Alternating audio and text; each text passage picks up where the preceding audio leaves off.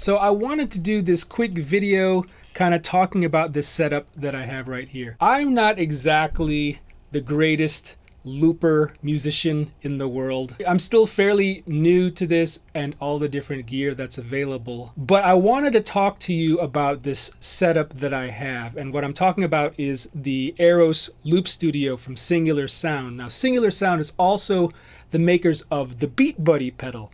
The BeatBuddy pedal is something that I've had for a while. It's basically like a drum machine inside of a guitar pedal style enclosure. It's perfect for solo gigs and like one-man band stuff. So Singular Sound was kind enough to send me the Aeros Loop Studio to play around with. And I'll be honest, when I first got it, I was a little bit intimidated. I kind of get scared when there's a lot of menus to scroll through and a lot of settings to choose from. But surprisingly enough, I was able to figure everything out. And the cool thing about this setup is that I'm able to hook up the BeatBuddy along or in tandem with the Loop Studio. And I don't want to go too deep into how everything works. Just know that me, being a pretty novice looper person, I was able to figure all this out. I'm pretty proud about that. It works for me, and I'm having fun, especially with this guitar. This guitar, by the way, is it's made by a company called Hybrid Guitars. Essentially, it is 3 bass strings and 4 guitar strings. If you're a fan of Charlie Hunter, then you'll know what's up with this. So the way I have this set up is the BeatBuddy is hooked up to the Loop Studio, and that's actually being outputted through its own output, so I'm able to record, or you can send it to a mixer. So that'll be separate from what you're actually looping, which for me, in my case, I'm looping from this guitar. And actually hooking all of this up was easy. And one of the cool things that you can do with this is, what I figured it out was, if I hit on the BeatBuddy once, it'll start with the intro, and it'll automatically start the looper because I have it hooked up via MIDI cable. So intro fill.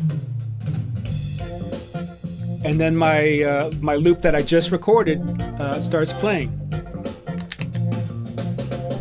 So I don't know a ton about the Loop Studio, but I know that there's 2 different looping modes. There's 2x2, which is what I'm using, and that's essentially 2 different parts with 2 tracks each. Now you can overdub tons and tons of parts on each track, so really there's unlimited amounts of parts or tracks you can put on together, but it's separated as 2 different parts and 2 different tracks. So on the first part of that song, or that little jam I did, I started out with like a riff, and then I layered on some guitar parts, and then on part 2 I was able to switch to part 2 just by holding down the BeatBuddy, and it would transition into the next part. And I did, what did I do?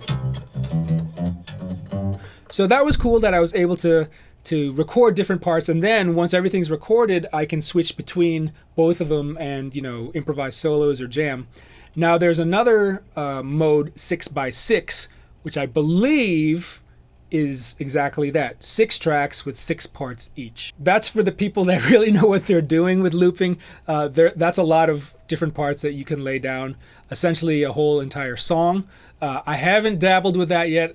I'm still working on the basics. Some other things that I like about this is, you know, the screen, you can see the waveform of the audio that you're recording into it. You know, if you're someone that's really used to recording into a DAW like Pro Tools or Logic, it feels like home. Another thing that I really like that made it easy for me was that the labels, I don't know if you can see it, but the labels above the buttons basically tell you what that button does in that instant, which is great for me, because sometimes on other looping pedals I would forget which to tap to overdub or which to tap to stop recording or record, and this basically just tells you in plain English, this will let you overdub on that track. Sometimes the button will say play, which will just play that track. Record, overdub, the label changes depending on where you're at in your loop. So I thought that was very helpful. I do like that there is a foot-operated volume wheel. That comes in handy for on-the-fly, you know, mixing. But yeah, I'm still kind of learning all of this. but I am having a lot of fun doing it. And if you're interested and want more info on the singular sound stuff, I'll put a link down in the description. All right, guys, I'm going to keep on jamming. Thanks for watching this video. If you liked it, give me that thumbs up. And if you're into these kinds of videos, gear demos, and guitar lessons, click that subscribe button. Thanks again for watching. I'm RJ Ronquillo. I'll see you in the next video.